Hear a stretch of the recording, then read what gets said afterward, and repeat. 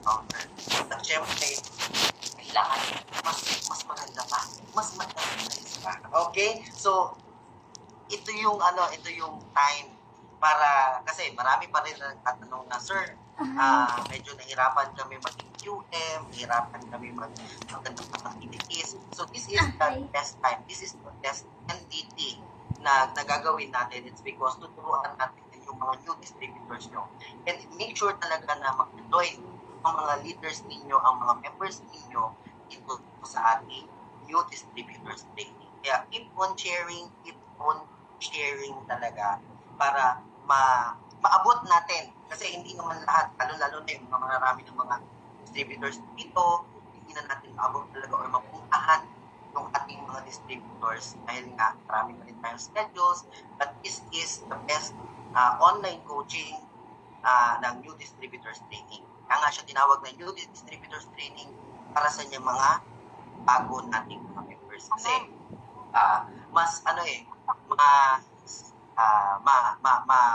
pakita natin sa kanila na ano ba talaga yung first step.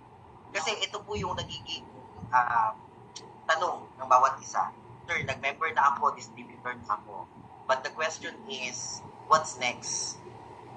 So, yun yung karamihan ng tanong ng ating mga distributor. So, everyone, kung yung mga names po ninyo dito is hindi pa po siya nakatunay na pangalan ninyo or nakapangalan pa po sa mga cellphone ninyo, make sure po na mapalitan na natin para at least mapasa ko yung mga pangalan nyo kasi hindi pa mga naka-off ng cam. Okay? So again, let me share my screen para makakita natin. So, pasensya na kayo kasi multitasking tayo ngayong araw na to. Ayan. So, ayan. Nakikita nyo ba ang aking screen? Everyone? Nakikita mo yung screen ko? Yes, sir. Ayan. So, yes, sir. Ayan. Thank you so much, everyone. Again, sa aking mga co-host, sa aking mga co-marketer natin sa loob, please tulungan niyo po akong mag-admit ng ating mga participant kasi talagang pati yung isa kong cellphone is na pipindot-pindot talaga yung nalirig dito para makapag-admit. Okay. So again, happy New Year, everyone, and I'm very excited to do this NDT. Ayan. So, new distributors training. Paano ko natatanggalin itong iluan? Paano ko natatanggalin itong nasa taas? Hindi ko siya matanggal. So, okay lang ba? Nakikita ka lahat? Okay. So again, welcome to our new distributors training, and syempre, ito ang inyong coach. Ayan, sa mga hindi nakakakilala sa akin, this is the kick-off 2024 new distributors training. This is your coach, Coach Jerome Salvador from Luzon Region. Ayan, so again, sa mga sa Luzon, sa Visayas, dito sa Mindanao dito, don't worry, makikita-kita tayo. Yung iba mga nakita na ako, yung mga ngayon na lang. Kasi mga bagong mga distributors natin.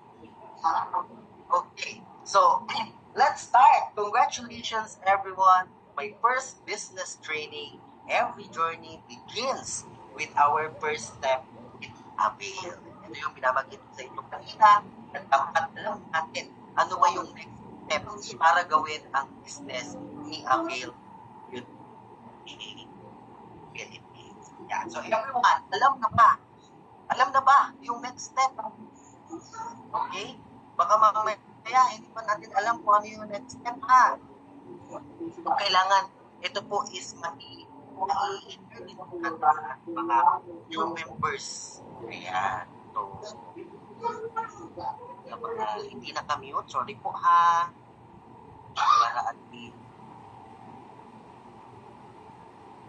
Ayan. So, sorry guys, I have to mute muna para at least makafocus din po yung ating co-distributors and affiliates na nandito at gusto makita talaga sa atin. So, and if ever kung meron po kayong question, you may tap the raise hand po dyan sa meron kahit po na reaction. pwede kayo mag-raise hand kung meron kayong tanong para at least makita ko po and ma-accept ko yung inyong mga questions.